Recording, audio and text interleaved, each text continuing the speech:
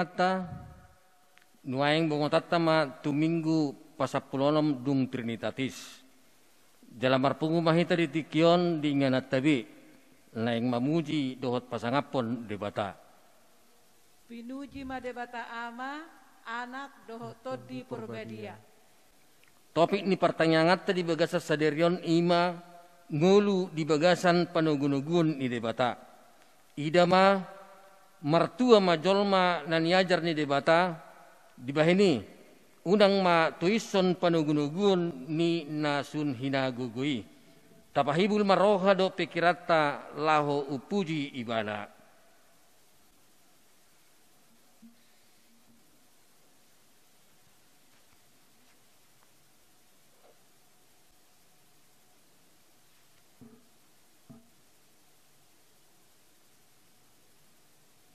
Hamu amanami inanami doho sude na marpungu di bagas tabi. Tapahibul maroha pikirat talaho upuji ibana. Martangyang mahita di bagasan rohat tabi.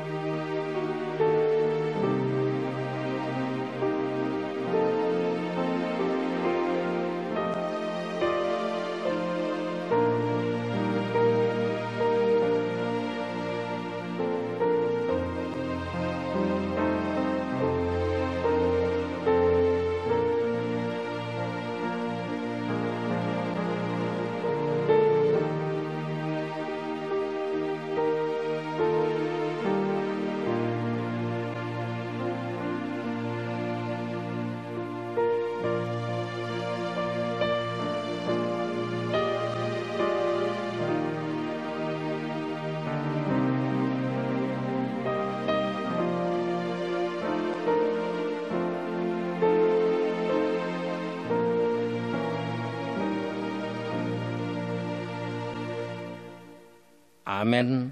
Marende mahita sen buku nomor 560 sada ayat sada dohot ayat 2.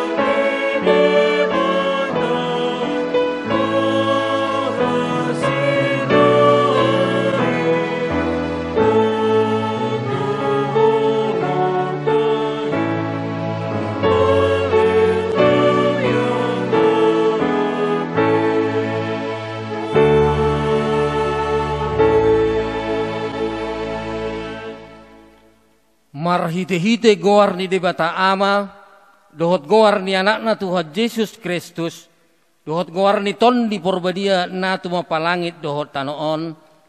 Amen. Biar mida jahuba do permulaan ni hapistaran, maruli hamalon ni roha na sumurung do sude akka na mangulahosa. Hot do barita nai rodi saliling-liling na haleluya martang yang mahita. Ale Tuhan debata amanami, nung nga marpungo hami dison diari na pinarbadiami, sa ibuhay mapinggol dohot rohanami, asa marlasiro kami manangihon hatam na badiay, jalaringgas kami manimbangi dohot upeop hatam di bagasan rohanami, asa pos rohanami martangiyak tuho, urupi mahami, asa huparhasyak kami akka ari-ari ninggulu nami na pondoki, say pamasok mahami Tuhan nguluan saliling nililing na, pujian nami maho disi marhite-hite Tuhan Yesus Kristus Tuhan nami. Amen. Trupuk dihita di pertanyangata saderion ima nanienet sian perjamita bindu 10 mamuka mesen ayat 10 saha rodi ayat 15 marsihaton manjaha mahita marsikat soring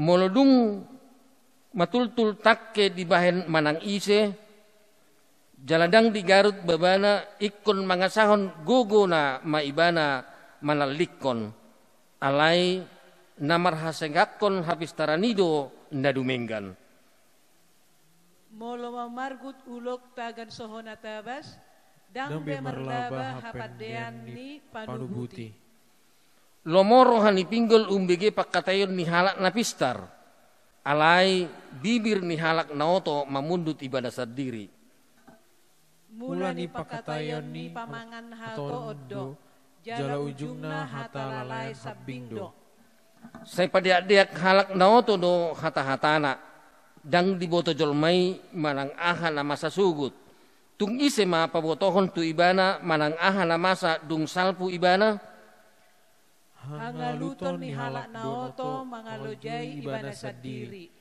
alaso diboto topotonna dala tuhoto ima sahakna martua maakna tumangihon hata di debata jala naong peopsa. Amen. Marende mahita sian bukene nomor 220 ayat 2 dohot ayat 5.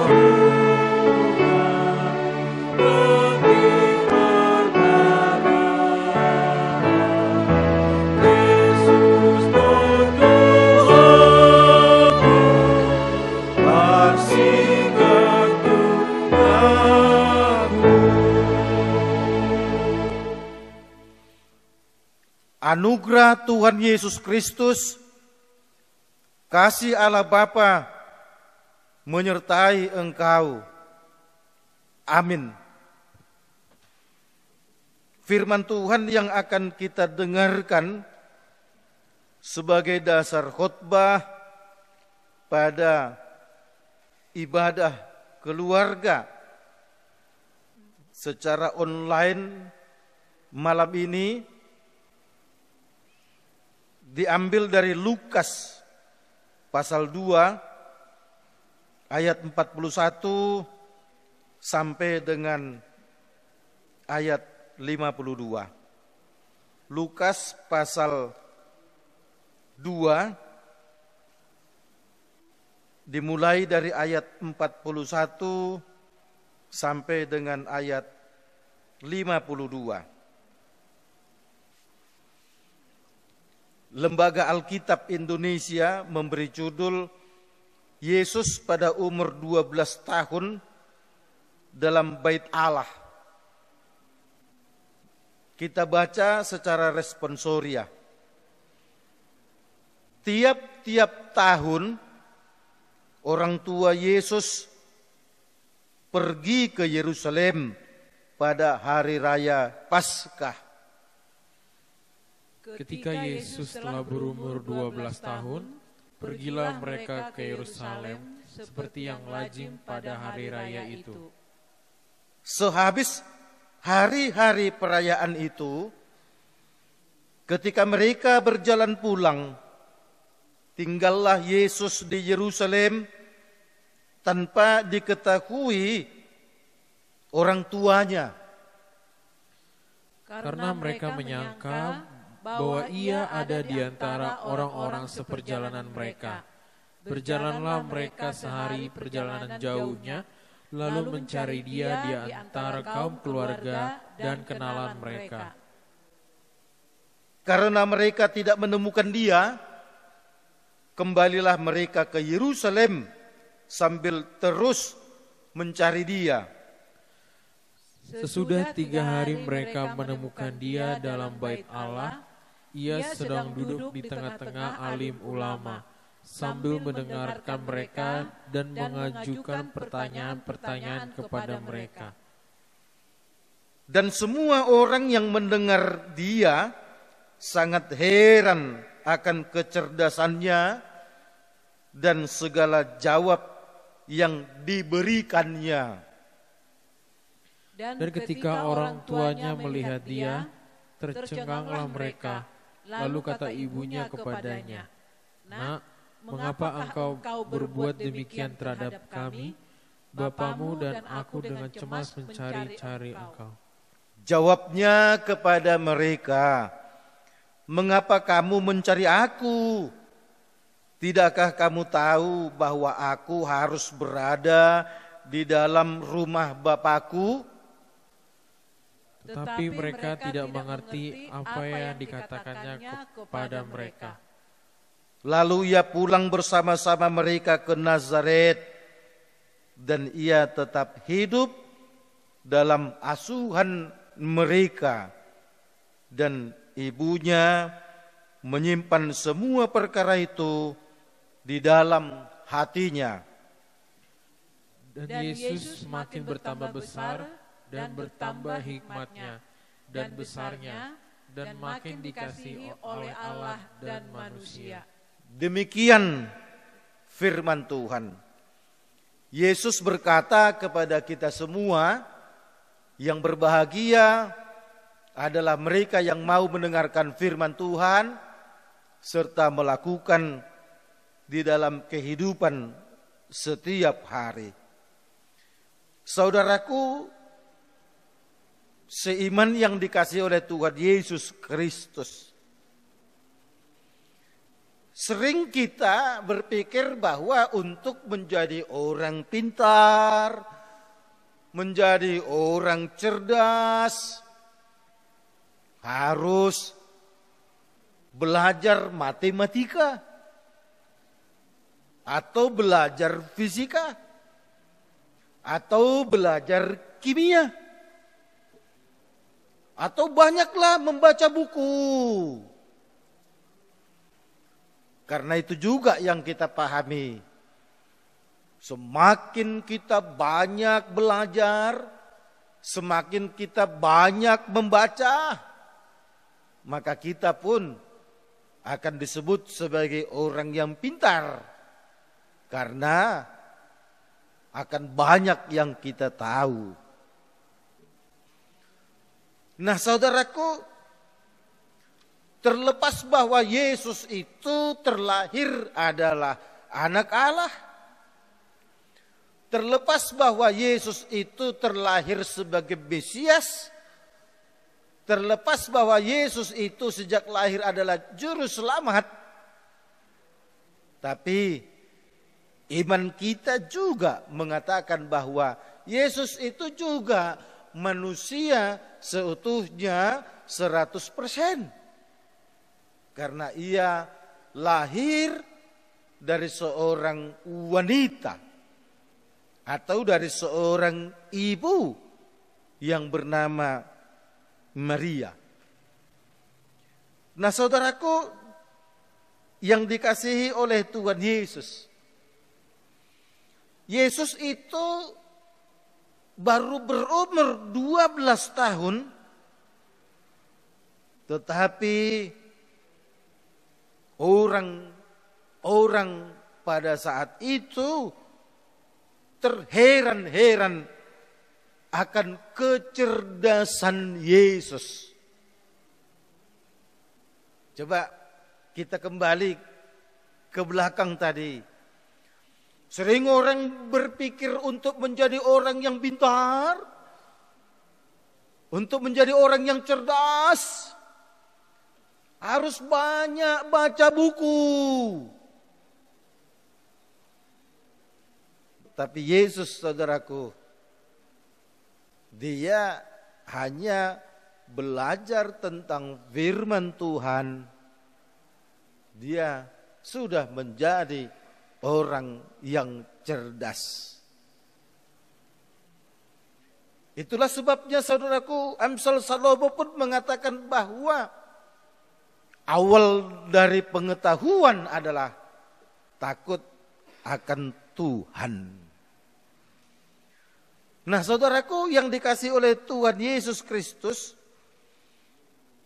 yang mengatakan Yesus itu cerdas bukan orang sembarangan. Justru para ulama, para orang Farisi, para ahli Taurat, yang sehari-hari ada di bait Allah saudaraku. Orang yang dihormati, orang yang disegani, mereka mengatakan Yesus luar biasa cerdasnya. Nah saudaraku, kita kembali kepada ayat ini. Jelas tadi dikatakan bahwa tiap-tiap tahun orang tua Yesus, Yusuf dan Maria pergi ke Yerusalem untuk merayakan hari raya Paskah. Nah saudaraku, tiap-tiap tahun artinya Maria dan Yusuf tidak pernah absen untuk merayakan Paskah di Yerusalem. Sekalipun jaraknya lumayan jauh dari Nazaret ke Yerusalem. Kalau sekarang saudaraku ditempuh dengan bus cepat, tidak sampai saudaraku 1 jam. Tidak sampai juga 2 jam saudaraku. Coba bayangkan kalau dulu zaman Yesus masih kecil, ditempuh dengan jalan kaki saudaraku. Makanya dikatakan setelah mereka berjalan sehari perjalanan, baru mereka sadar kalau Yesus ternyata tidak ada di antara mereka. Nah saudaraku, Maria dan Yusuf merayakan Paskah. Bagi orang Israel pada saat itu sudah merupakan kewajiban setiap anak yang lahir umur 40 hari dibawa ke Yerusalem. Setiap sekali setahun hari raya Paskah mereka pergi ke Yerusalem merayakan Paskah. Ketika anak sudah masuk usia remaja, 12 tahun merupakan kewajiban bagi orang Israel atau orang Yahudi untuk kemudian membawa anaknya ke Yerusalem untuk memperdalam firman Tuhan. Pada saat itulah saudaraku, Yesus dibawa oleh Yusuf dan Maria ke Bait Allah di Yerusalem.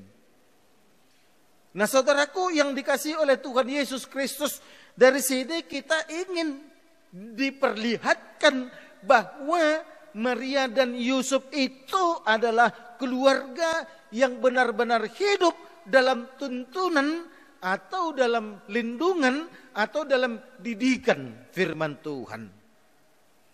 Manalah mungkin setiap tahun pergi keluar kota dengan jarak yang jauh untuk merayakan hari raya Paskah kalau hidupnya tidak dituntun oleh Tuhan.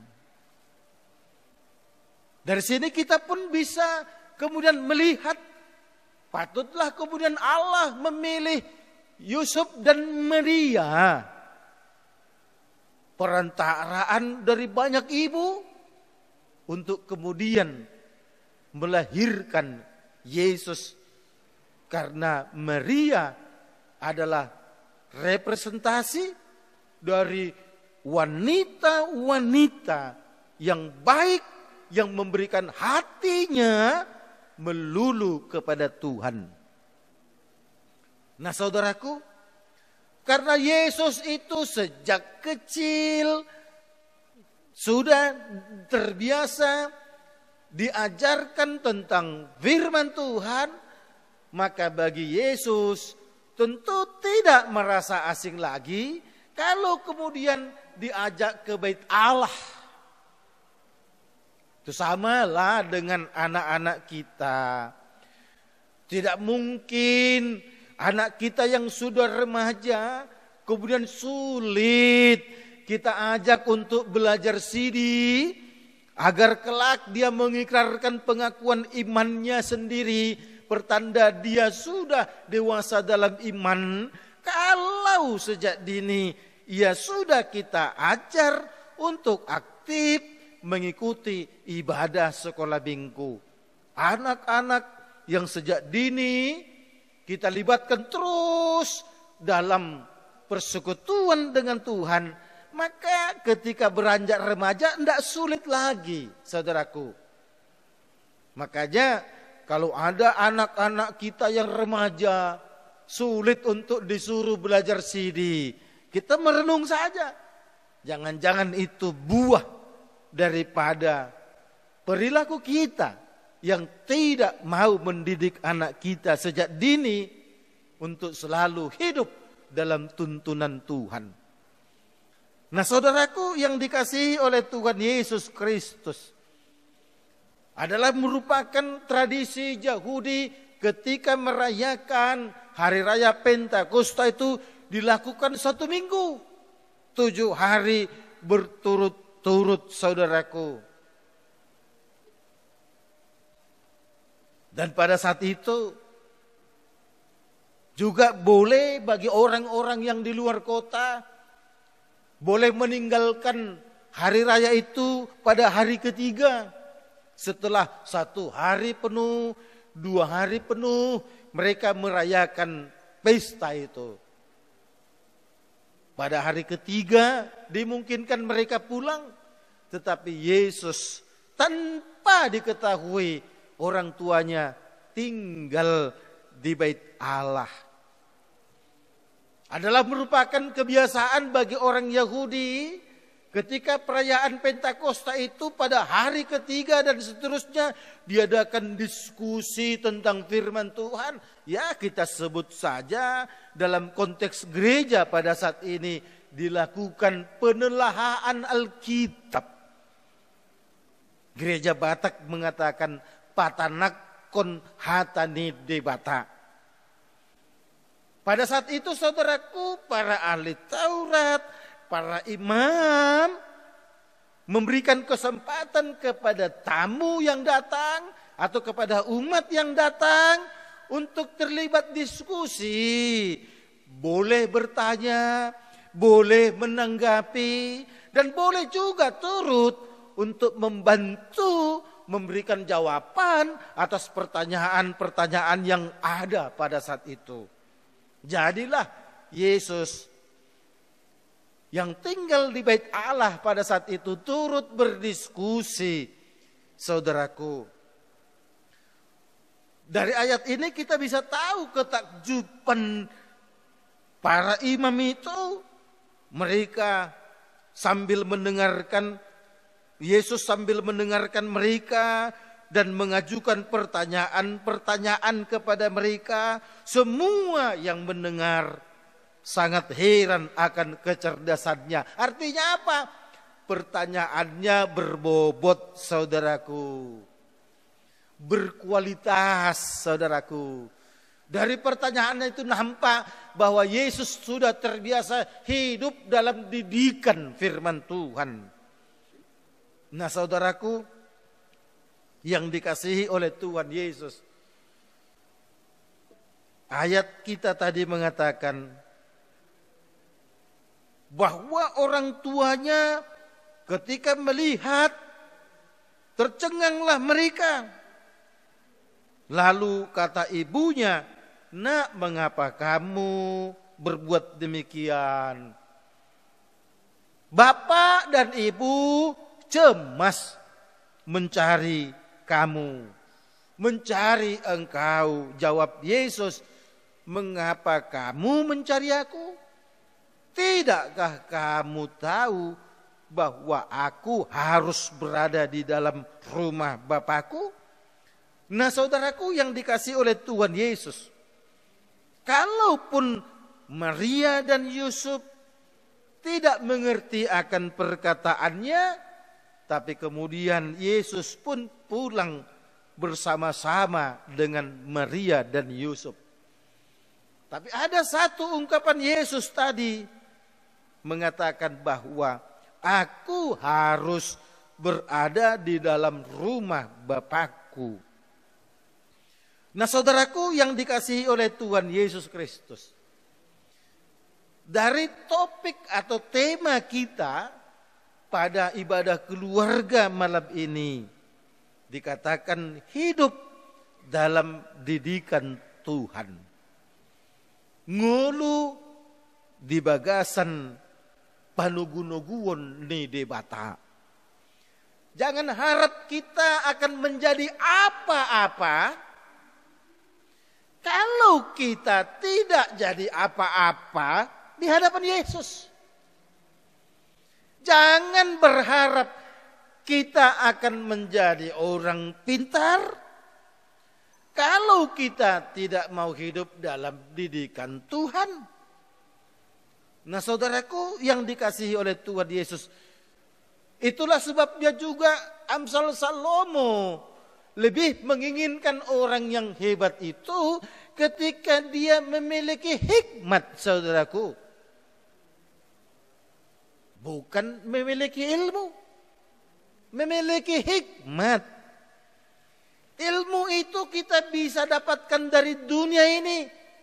Ketika kita baca buku fisika, baca kimia, baca biologi, baca matematika, atau disiplin ilmu yang lain, kita bisa pintar, saudaraku.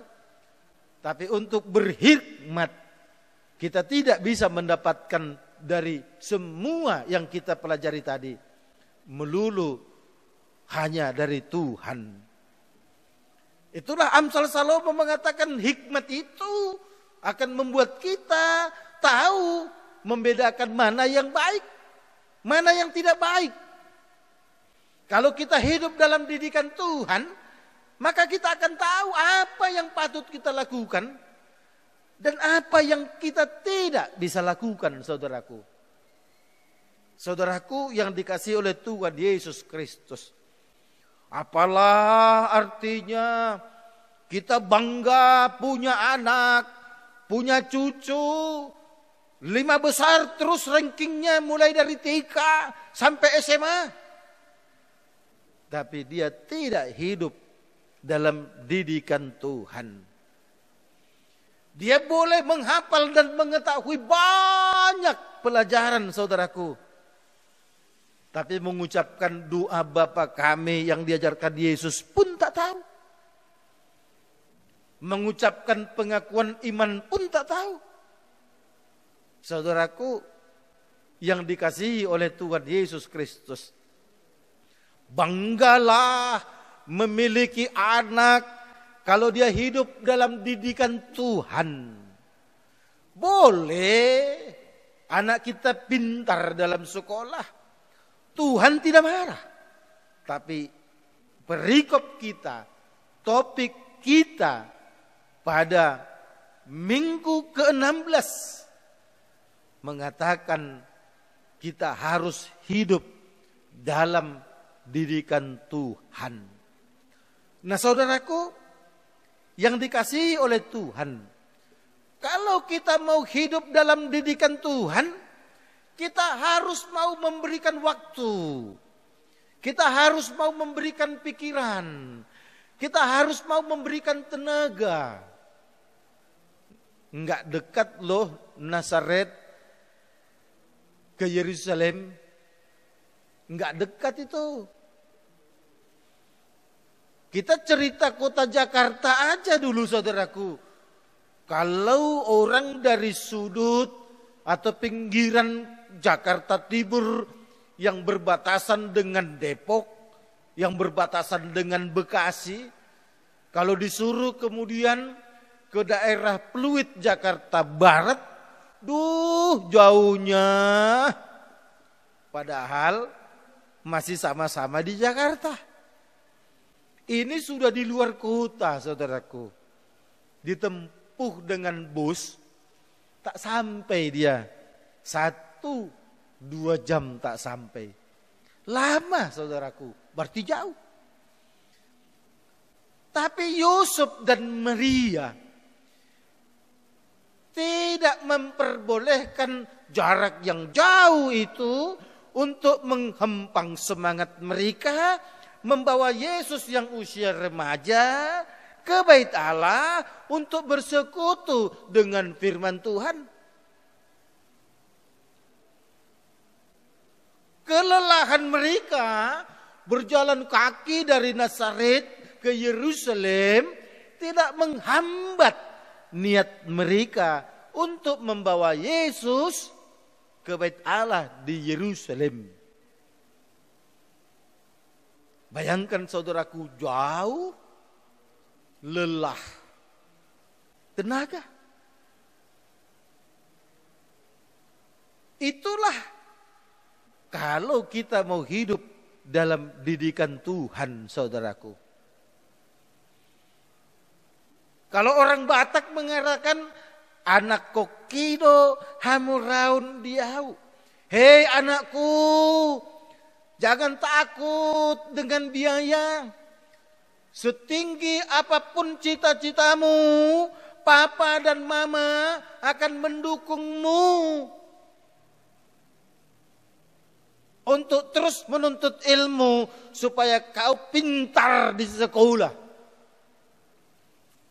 Hebat kan, saudaraku? Orang Batak itu punya moto seperti itu. Anak kokido hamuraun diau. Anakku adalah harta kekayaanku. Oleh karenanya aku akan dukung kau sepenuhnya. Bila perlu berhutang untuk biaya studimu.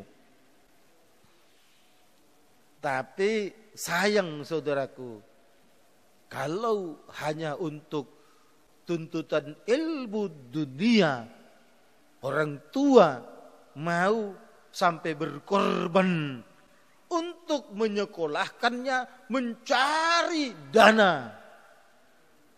Tapi kalau sudah dikait-kaitkan dengan gereja, saudaraku, sering sekali jemaat, atau sebut aja orang Batak, tidak objektif, saudaraku, tidak fair.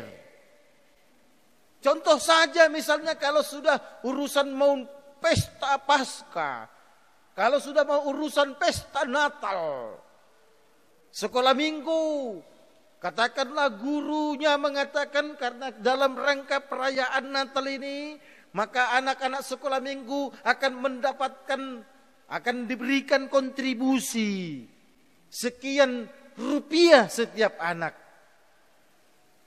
Tak jarang saudaraku orang tua mencak-mencak.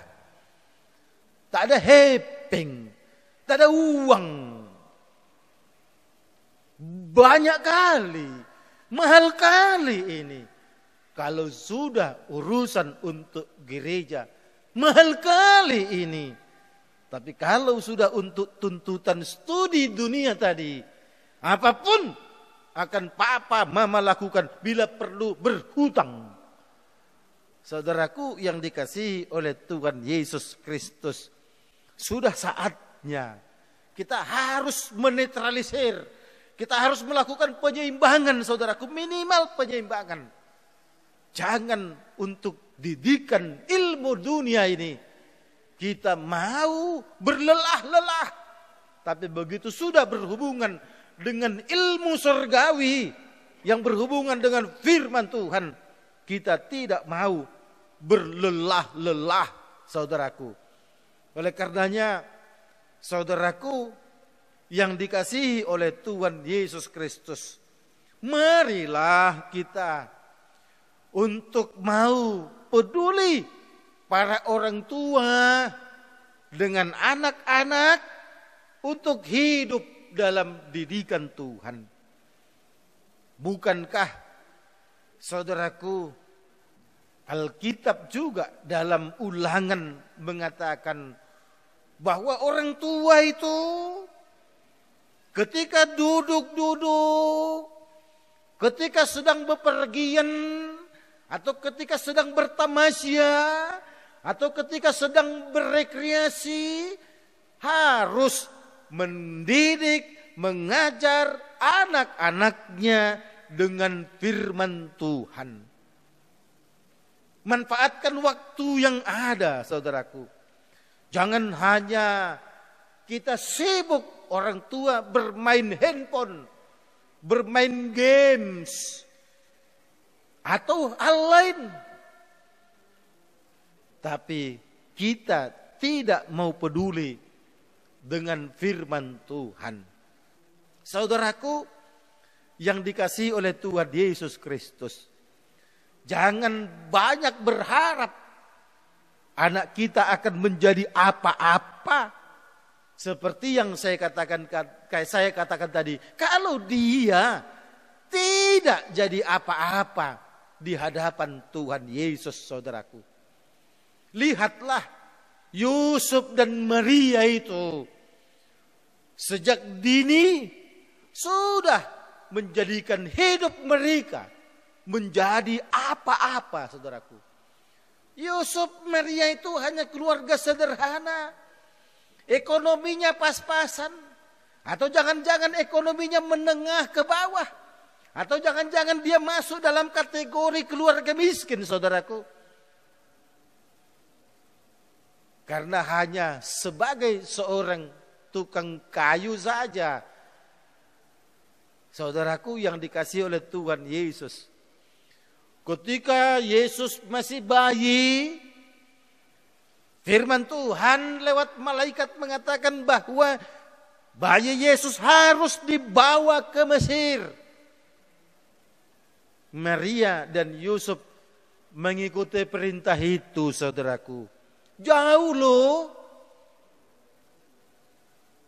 dari Bethlehem itu, dari Yerusalem itu ke Mesir, jauh loh, ke Kairo. Kalau kita pergi, saudaraku, ke Mesir dalam rangka Holy Land, maka di kota Kairo itu kita akan berkunjung ke sebuah tempat yang disebut-sebut di mana bayi Yesus itu diungsikan, saudaraku. Kalau sekarang dia itu ada di bawah tanah, ada rumah keluarga Yusuf dan Maria tempat bayi Yesus diungsikan. Maria dan Yusuf mau, saudaraku. Mereka tidak takut habis waktu. Mereka tidak takut habis tenaga, saudaraku. Yang terpenting bagi mereka adalah tunduk kepada perintah Tuhan. Yang terpenting bagi mereka adalah hidup dalam tuntunan Tuhan. Yang terpenting bagi mereka adalah mangulu di bagasan panugunuguan ni debata. Balik lagi saudaraku dari Mesir ke Yerusalem, kemudian ke Nazaret. Tiap tahun pergi ke Yerusalem merayakan hari raya Paskah, saudaraku. Itulah hidup yang di bawah didikan Tuhan. Bagaimana dengan kita, saudaraku?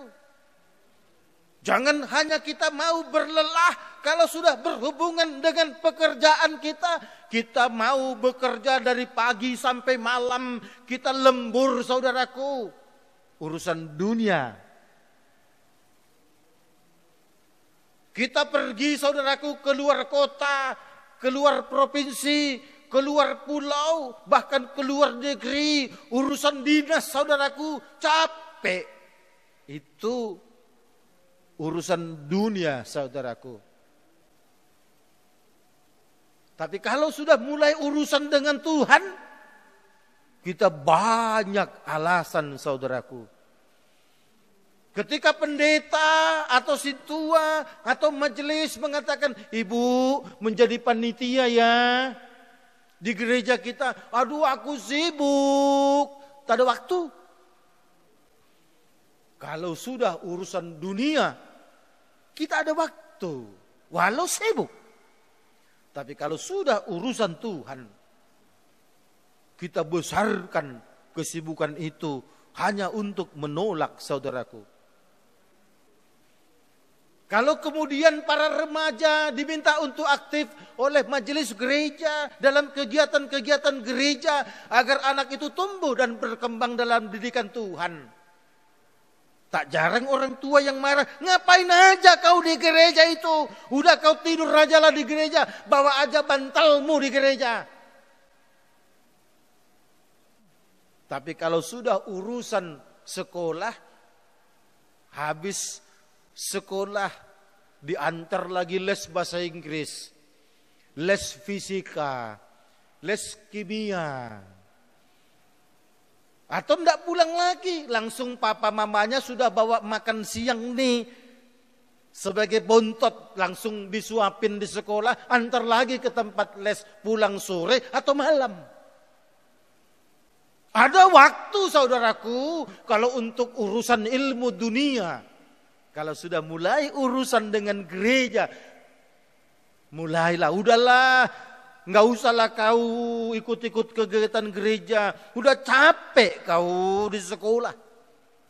Nah, ini bertentangan dengan pola pikir, dengan cara Yusuf dan Maria mendidik anaknya Yesus itu.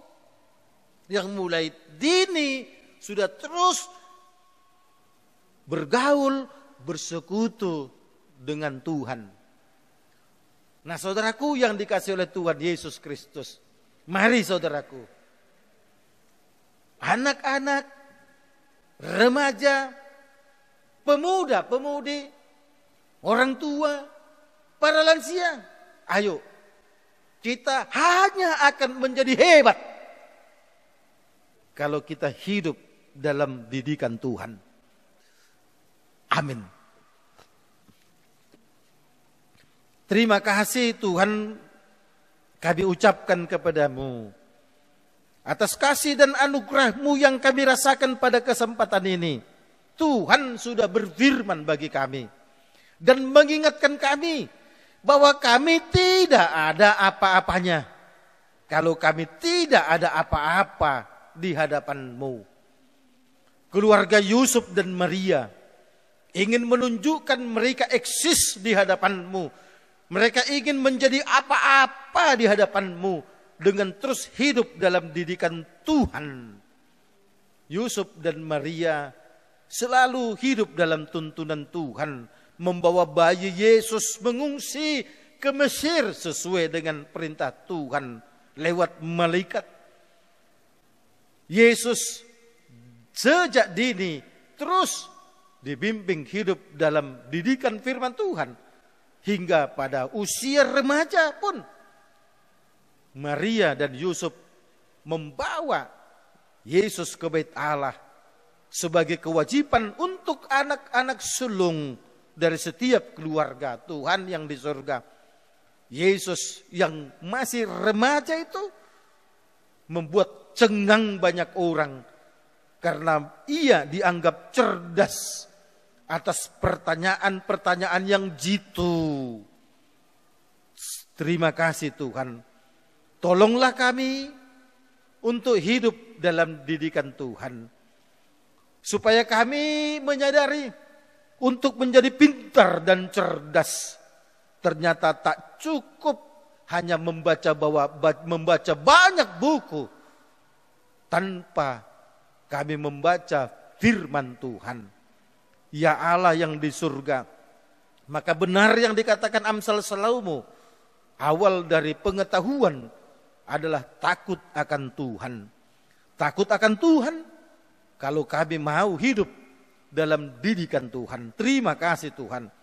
Kami berdoa untuk jemaat yang sakit Tuhan sembuhkan, yang lemah Tuhan kuatkan, yang sedih Tuhan hiburkan, yang hampir putus asa Tuhan berikan harapan baru.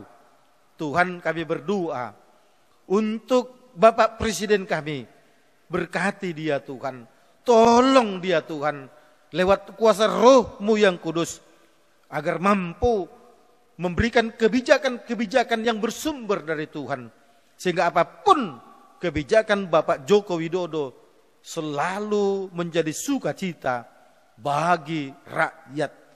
Tolong Bapak Jenderal Purnawirawan Luhut Bincar Panjaitan yang ditunjuk sebagai ketua PPKM, mampukan dia Tuhan untuk terus berkoordinasi dengan pimpinan daerah dalam rangka menghadapi pandemi, dalam rangka memutus mata rantai virus corona. Tuhan, biarlah kami seluruh rakyat Indonesia, walau penyebaran virus corona sudah semakin menurun, tapi kami harus tetap disiplin mengikuti peraturan protokol kesehatan. Tuhan yang di surga, tolong kami Tuhan untuk takut dan disiplin agar tidak terjadi gelombang ketiga. Tuhan yang di surga, kami serahkan jiwa raga kami pada malam ini ketika kami istirahat tidur. Lindungi kami, bangunkan kami besok, tolong kami untuk dapat melanjutkan segala aktivitas kami. Kami berdoa dalam nama anak-Mu Yesus. Amin. Kita bernyanyi dari buku Ende nomor 232 ayat 1 sampai dengan ayat 2 sambil mengumpulkan persembahan ibadah keluarga dan dapat kita kirimkan ke rekening gereja, diantar ke kantor gereja atau melalui majelis gereja sektor masing-masing. Kita bernyanyi. Yesus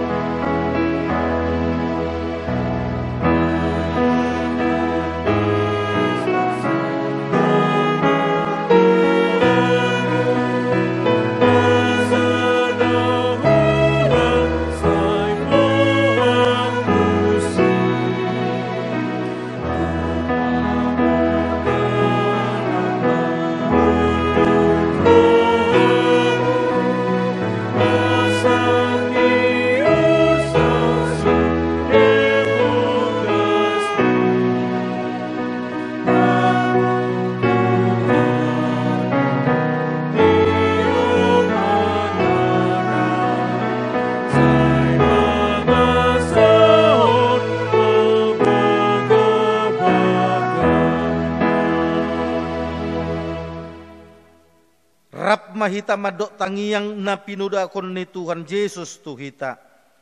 Ale amanami na di banua gijang. Say pinarbadia maguarmu. Say Roma haracaonmu. Say saut malomo ni roham di banua tongaon songon na di banua gijang. Lehon matuhami sadarun hanguluan siapa hari. Sesa madosa nami songon panesa nami. Di dosa ni dongan namar dosa tu kami. Unang hami tugihon tu pangujunan. Palua mahami sian pangako. Ay korona punah harajaon. Dohot haguguon. Rodi hasangapon saliling nililing na. Amin. Asin ni rohani Tuhan Yesus Kristus. Dohot holong ni rohani di bata ama. Dohot parsauran itu di perbadia ma. Madongani hamu. Amin. Amin.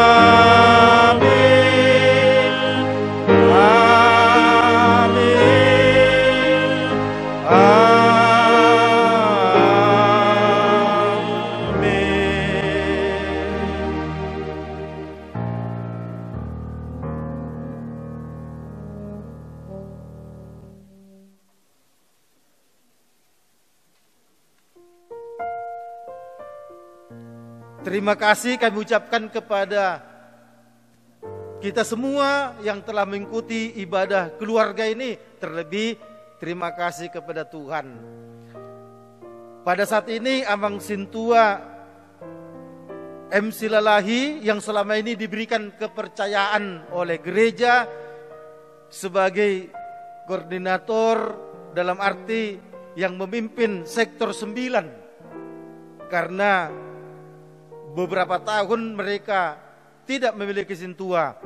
Dan setelah sektor 9 memiliki Sintua, maka pada saatnya Amang Sintua MC Lalahi akan meninggalkan sektor 9 dan kembali ke sektor 8. Untuk itu kita akan dengarkan Amang Sintua MC Lalahi menyampaikan sepatah dua kata sebagai hata pertandingan atau mengucapkan kata-kata untuk selamat tinggal, selamat berpisah.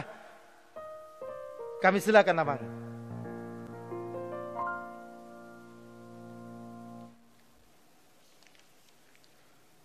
Horas madihita salahuna, khususnya ruas ni sektor sia HGP Cipayung Cilangkap. Ala oma pertangyangan sektor songon kesempatan nami lau pasaton songon hata perpudi.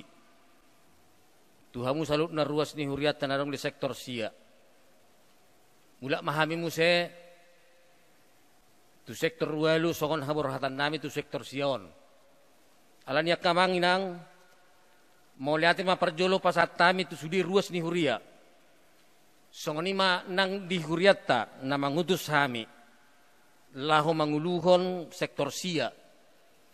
Ima nalahu patuluson mangaramoti huhut pasikopon ulau pakubasion pabakiton ruas ni huria sektor sia narade jalan olo pakubasi sektori hamo kamang do tinang masegudang do katantangan do akka kesulitan na mangalului naolo gabi parhubas di sektori pola do hami mangula sampai 3 tahun. Hampir sudah do ruasta ta arahon jala ta sosoi. Narade nian nanggo apala tuluhalak narade manguluhon dohot akka pahicaton palimun-limun pertondion songon sadu ulaon di sektori. Moliate ma di Tuhan pangulaon namin na parjolo ukadno rohani Amang TJ Simanjuntak dohot inang buru na 70 naradiga be calon situa di sektor sion. Moliate madi nasida jalanunga ujak hasitua nasida ima di tahun 2020. Dung 2 tahun kemudian merdalan naginonggoman liton di porbadia dot haradion di keluarga. Terjauja terpilih mangusai inang nyonya sianipar buru sihaan. Di tahun 2020 saya ima di bulan Agustus. Dungabe adong 2 halak sian sektor sion nagabe pangula. Jala terpilih do mo sa imo kamang no tinang nagabe koordinator sektor di sektor sion ima. Yan akon nami Melvin Marpaung. Nian butuh dope sahalat naik situ di sektoron molo mangihuton aka aturan nihuria.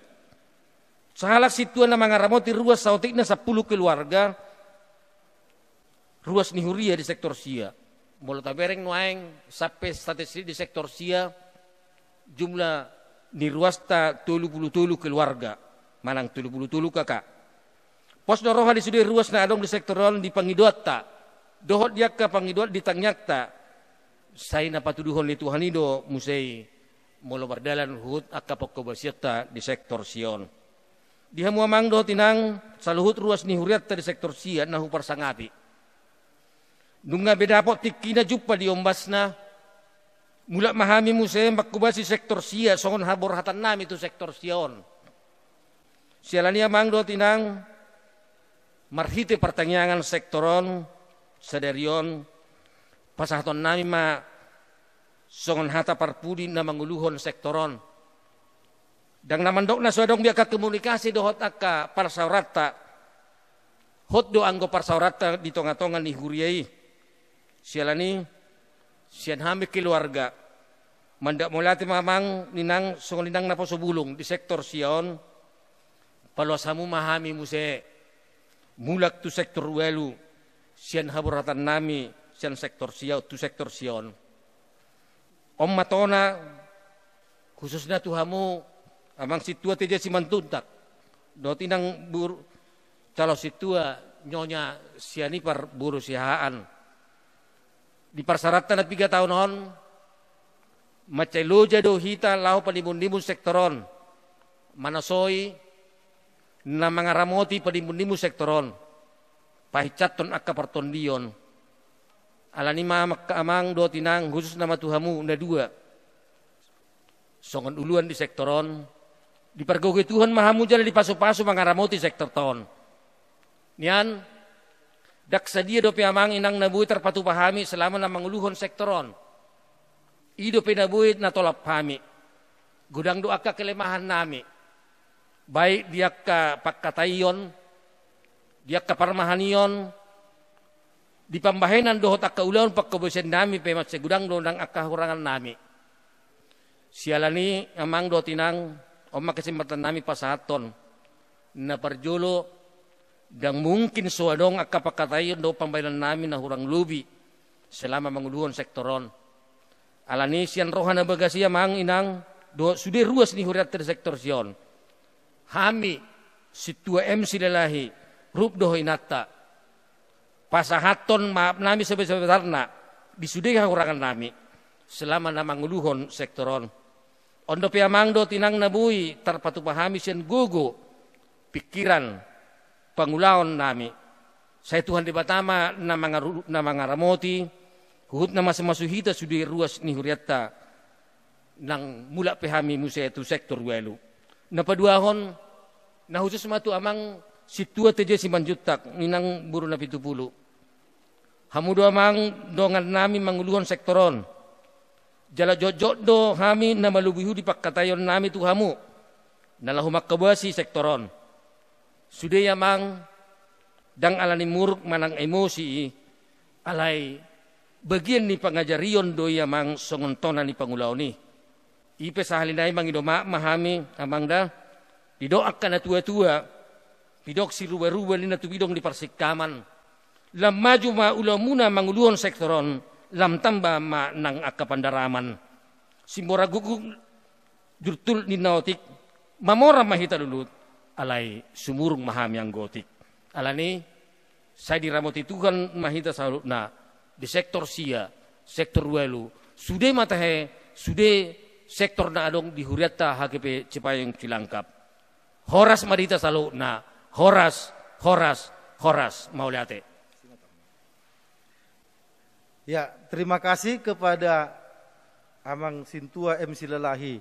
Sekaligus saya mewakili seluruh Perhaladu HKP Cipayung Cilangkap mengucapkan terima kasih kepada Amang Sintua MC Lelahi yang sudah berlelah lebih kurang 3 tahun untuk melayani di sektor 9. Sebagaimana pesan Amang ini tadi, masih dibutuhkan penambahan 1 orang lagi calon sintua. Kepada jemaat sektor 9, kami harapkan segeralah untuk mengangkat lagi 1 orang calon sintua, supaya seperti yang dikatakan tadi, paling tidak kita akan bisa meningkatkan pelayanan 1:10 per kakak. Pesan saya kepada sektor 9, kalau Amang Sintua MC Lalahi sudah mengatakan kata-kata pertinggalan, perpisahan, saya minta kepada Sintua TJ Simanjuntak dan koordinator saudaraku Melvin Merpaung, segeralah juga mengadakan satu ibadah khusus, entah di rumah siapa, untuk memberangkatkan Amang Sintua MC Lalahi lagi dari sektor 9. Kalau boleh nanti saya diundang ya, biar saya yang memimpin, supaya kita benar-benar nampak memberangkatkan Amang ini dari sektor 9.